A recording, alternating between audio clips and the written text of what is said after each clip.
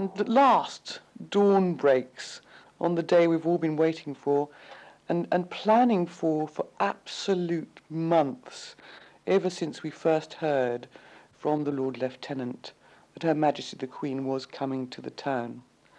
And the last few days had been such enormous fun for all of us, despite the fact that the work had been very, very hard, because it had been a very busy period for the town, for the council as such, in any event. And here we have the last minute touches, the barriers going up, the flags are already up, and the bunting and the flowers, and you can begin to appreciate the work that has gone into the planning to enable things to happen. We sat down in the beginning of February to start to discuss what would happen, and we interviewed a large number of caterers and eventually selected one who we thought would produce the sort of simple meal that the Queen had asked for. But apart from that, of course, one had to think about the route the Queen would travel between the various places she was going to visit, how the traffic would be organised, the timing. So many small details that you don't begin to think of normally had to be considered. Of course, the main reason for the Queen's visit to Colchester was to open the new district hospital and also to visit the university in the morning. She was arriving at about 11 o'clock on the train from London and would be picked up by her own car, which had come overnight the night before and actually arrived, I believe, in a removal van. She is greeted on the station by Sir Anthony Buck, the Lord Lieutenant, of course, Sir Andrew Lewis, the new Mayor, Councillor Jack Williams, and his wife, the new Town Clerk, John Cobley, and the new high-speed train brings her to the town, and she is rapturously welcomed.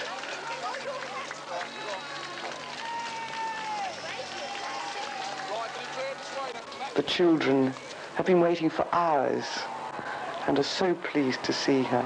The lady in the red hat, by the way, is her lady-in-waiting. And they move off sedately around the town for the first stop at the university.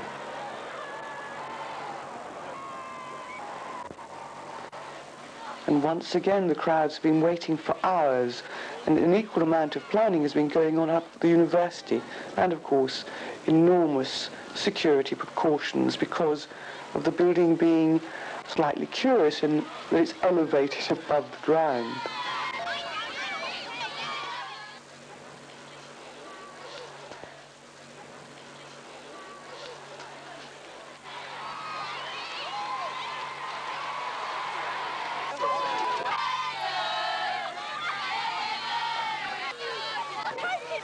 She's greeted by Sir Patrick Nairn, the Chancellor of the University, who introduces her to other members of the Senate.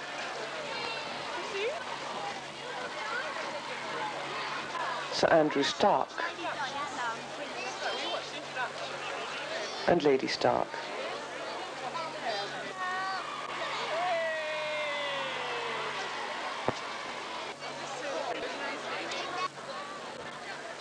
The Royal Standard fluttering above the royal car, beautifully highly polished, and the chauffeurs and the police burst together. And back in the centre of the town, the people are gathering, and the air of expectancy is really beginning to brim over. And members of the county who have been waiting whilst the Queen was up at the university returned to the town hall.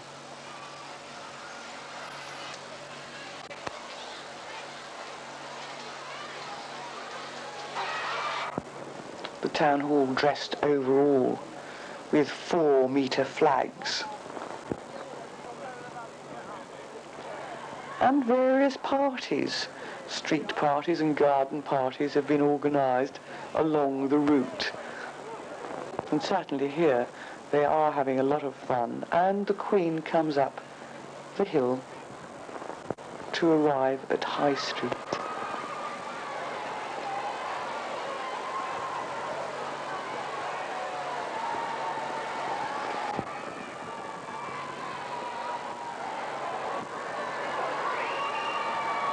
The car already filled with posies given to her by children in the main, and the Lord Lieutenant's car follows.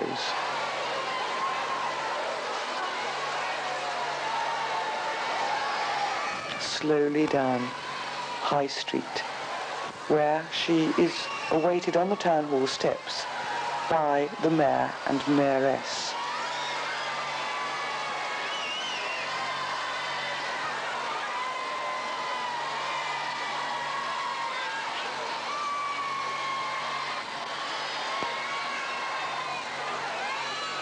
And on the balcony of the mayor's parlour, guests excitedly assemble.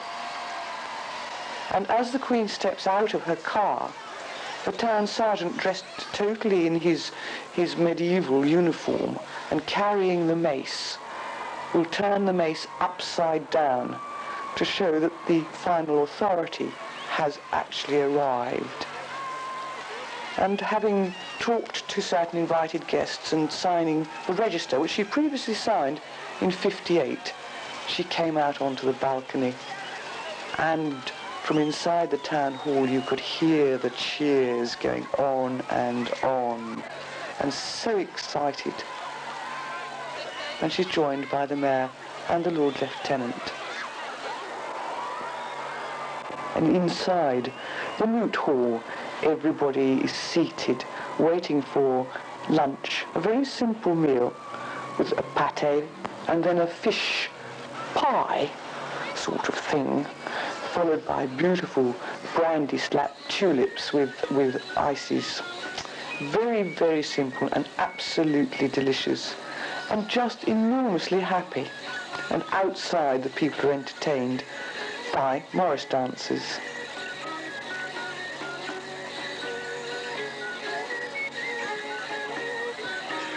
And inside the town hall, there is a little emergency going on, because the cookers are not man enough for the job.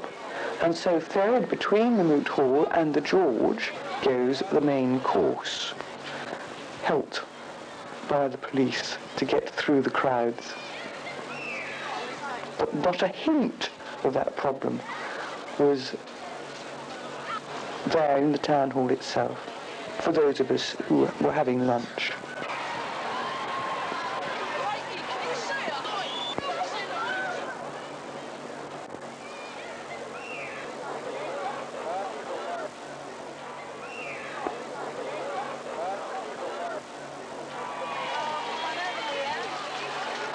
And then, smartly, at 2:30, she came out and walked around in High Street, smiling and happy, and the people themselves were all so enormously pleased to see her. And she's carrying a posy which was presented to her by 10-year-old Barbara Moore, a young guide.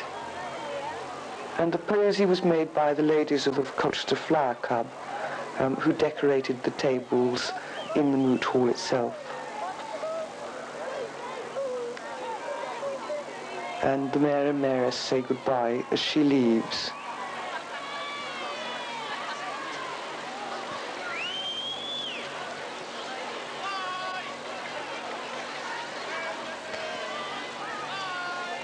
And the town received a lovely, letter from her the following day, saying how much she had enjoyed her visit and how much she had enjoyed the meal, which had been prepared by the towel booth.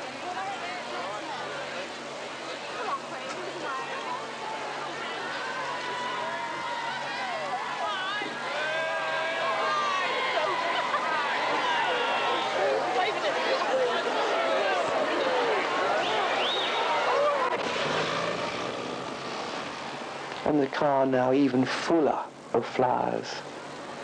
And so she drives around the town to heading for the hospital.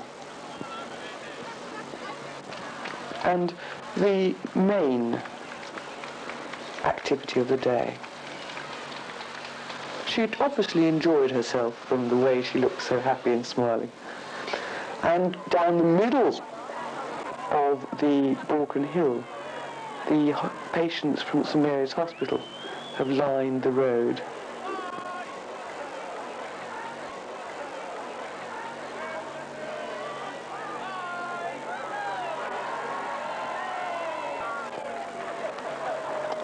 Unfortunately, security was very heavy within the hospital itself, and so it wasn't possible to get into the grounds to take photographs of the proceedings as a whole. But there were a lot of invited guests who, once the formal ceremony had been performed, had tea with the Queen. Of course, the children had been queuing up once again for hours, and there had been tremendous plans made for which school was going to stand where and which group where. And there go the children from Myland Primary School. And the Myland Brownies, of course.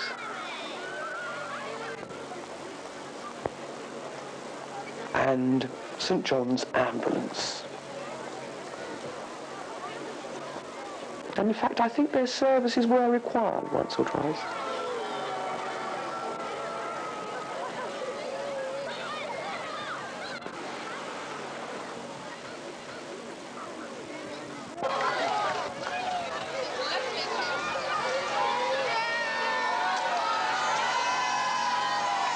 And the Queen's car arrives in the new road.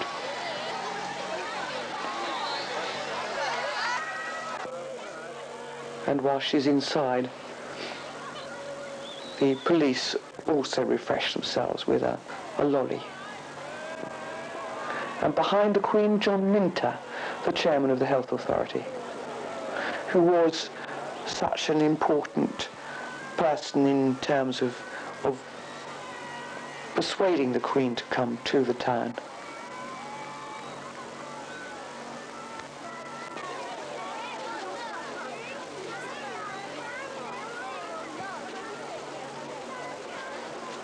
And everything over, people return home, happy and excited, a day they will never forget. The Queen in their own home patch, and in the hospital itself, they're all chatting and happy and ecstatic. And that has been a mood that there was throughout the town everywhere, and everywhere you went. It was bubbling as if they'd all been drinking champagne.